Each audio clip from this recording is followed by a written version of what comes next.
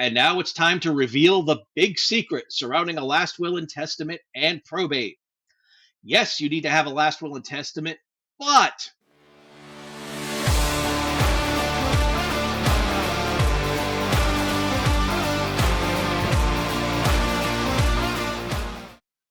you're an adult, you have a lot going on, and you're not going to die tomorrow, as far as you know. Putting together estate planning documents may be the last thing on your mind, but it shouldn't be if you care even a little about where you want your assets to go when you pass on. Today, we're going to cover the four major reasons to have a last will and testament. However, we do have to mention that a last will and testament does not cover everything.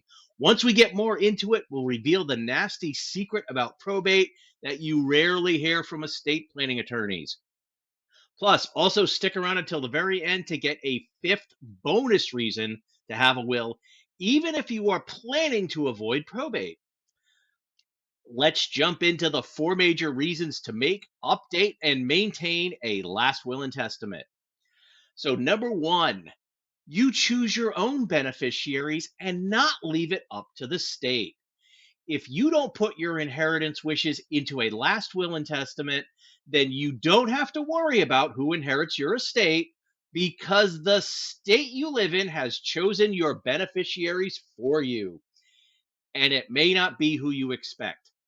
For instance, most people in my home state of North Carolina don't realize that a spouse does not always inherit everything. In fact, there's a sum of money that goes to the surviving spouse first, but then if there are two or more children, then the surviving spouse only gets a third of the estate and the rest goes to the kids. If you are perfectly fine letting the state decide who inherits your assets, then you don't need to worry about choosing beneficiaries through a will. But most people I've encountered don't want the state making decisions for them when they have an option to decide things for themselves. Number two, name the people you want wrapping up your final affairs when you pass on. The person in charge of paying off debts, submitting tax returns, collecting assets, and making sure the beneficiaries get what they are entitled to under the will is called your executor.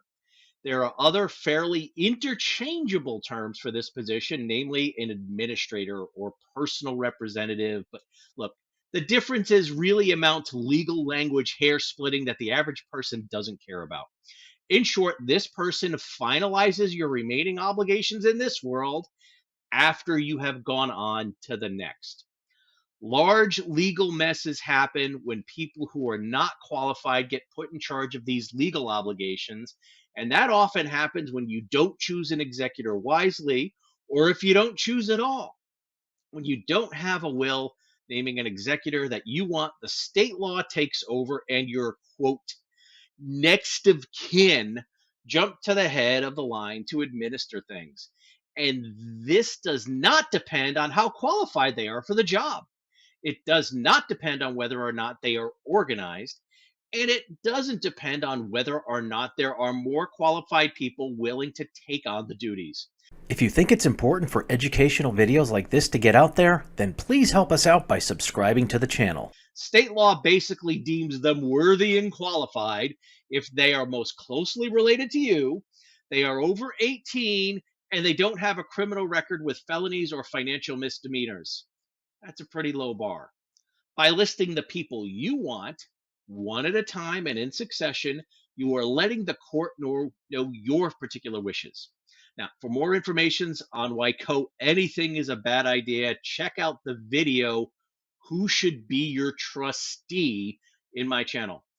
And unless the court finds for some reason they need to reject that person that you have chosen, in other words, those said felonies and misdemeanors on their record, then the people you choose will handle things for your estate and not someone completely unqualified who happens to be closely related to you. Third reason to have a last will and testament: specific burial and final disposition wishes. I sometimes have clients who have very specific burial, cremation, and other bodily disposition terms that they absolutely want to happen. The usual recommendation is to just fully empower the named executor you have to make these decisions just because there are so many details. Some of my clients do wish for some specific terms, though. It may be as general as burial versus cremation, and it may be as specific as having the ashes incorporated into fireworks to be shot off during the next full moon. Yes, this happens, and the fireworks service is available. It is up to your executor to make that happen. Now, one reason the executor is the person in charge of these items is that people will generally choose fiscally responsible people to be their executor, and those executors will not be as easily swayed by expensive grand gestures when it comes to the details at a funeral home right after you've passed on. People who are more emotional in times of grief will overspend on these details, and that would often just be considered frivolous when thought about logically. And it is a lot easier for them to spend the money since it isn't coming out of their pockets, it's coming out of the estate. Fourth reason, establish trust terms for underage beneficiaries. Now, 18 is almost always way too young for a substantial inheritance. However, the law puts the age of adulthood at 18, and many financial institutions either follow suit or possibly go with age 21. However, with the last will and testament, you have the opportunity to put in place what is called a testamentary trust that can hold assets until your beneficiaries reach the appropriate age that you determine. Until the beneficiary reaches that age or the chosen trustee, usually the same person as the executor, decides to distribute the money early, it is held in trust and supervised by the court. While there is a lot of talk of trusts being used to avoid probate, a testamentary trust is not one of those trusts. Most of the time, people mentioning trust to avoid probate are talking about a revocable living trust, which can also hold assets until the beneficiary reaches an appropriate age that you determine. This type of trust is not supervised by a court, but that also means there are not as many formalities or expenses related to administering it. Now, for more information on revocable living trust, check out the free program at freetrustcourse.com. And now it's time to reveal the big secret surrounding a last will and testament and probate. Yes, you need to have a last will and testament, but the last will and testament will only cover assets that end up in probate. When someone dies and their estate goes through the probate court system, it often comes with cost delays, potential contests, and a loss of privacy. Now, for more information on the downsides of the probate, check out my book, Estate Planning Basics, available at estateplanningbasicsbook.com. Now, therefore, people will routinely put pay on death beneficiaries or joint ownership on accounts to avoid probate. This is where people often get tripped up in their estate plans because they don't understand this one underpublicized truth. A last will and testament only covers what is in probate. So if you avoid probate for certain assets, then listing beneficiaries or changing them later, naming someone to manage inheritance process, putting age limits on inheritance for underage beneficiaries in a will, it doesn't apply to those assets. For example, you don't get to name your 18-year-old child as a pay on death beneficiary for your brokerage account, put an age restriction of 30 in your will, and then expect that your child wouldn't inherit that brokerage account until they turn 30. Because the account avoided probate, it also avoided the age limits drafted into your will. So this now leads us to the fifth bonus reason to have a last will and testament, even if you plan on trying to avoid probate as much as possible by using a revocable living trust. A revocable living trust is not some magical legal device that you sign and everything avoids probate. Probate is based on the title to the assets. A probate court will only cover assets that are titled in a deceased person's name, run it through the court process, and then retitle the assets to the beneficiaries on the other side. So when putting together a revocable living trust to avoid probate, you also have to do what is called funding your trust by changing title to the assets, making the trust pay on death beneficiary, or consciously deciding to name beneficiaries other than the trust. And this is usually for tax reasons. It gets a little more complex, but that's what your attorney is there for.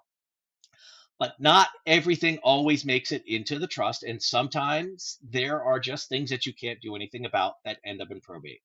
The most obvious example is if someone files their taxes expecting a refund, but they die before the refund is issued. The federal government will only issue the refund payment in the estate of the deceased person, which means it has to go into probate. Another example we see all the time in my law firm, the law offices of Jeffrey G. Marsacci, PLLC, is people setting up credit union share accounts to take advantage of certain benefits only available to their members. But the account has to be titled in their individual name. So that account may end up in probate. However, you don't need a quote full last will and testament for this. You need what is called a pour over will, meaning assets that end up in probate pour over into the trust once probate is done. The pour over will usually lists the same exact executors as the trustees in the revocable living trust, and the only beneficiary of this type of will is that same revocable living trust. In the end, the will, which is a publicly available filed court document, does not list the actual beneficiaries and put them on the marketing list. So, yes, you do need a last will and testament, even if you have a revocable living trust, but the trust is what actually does all of the heavy lifting in an estate plan. So, I hope you found that information useful. If you have made it this far, please help keep this information freely available to the public by subscribing to the channel. And if you believe this video helped you, please consider tipping us in proportion to the value received and share it to the people who need it most. And if you are a resident of North Carolina and need to have your estate planning done, then please contact our law firm for help by calling 919-844-7993. And as I always tell my clients, please stay safe, plan ahead, and enjoy life. And whatever you do, make it a great day.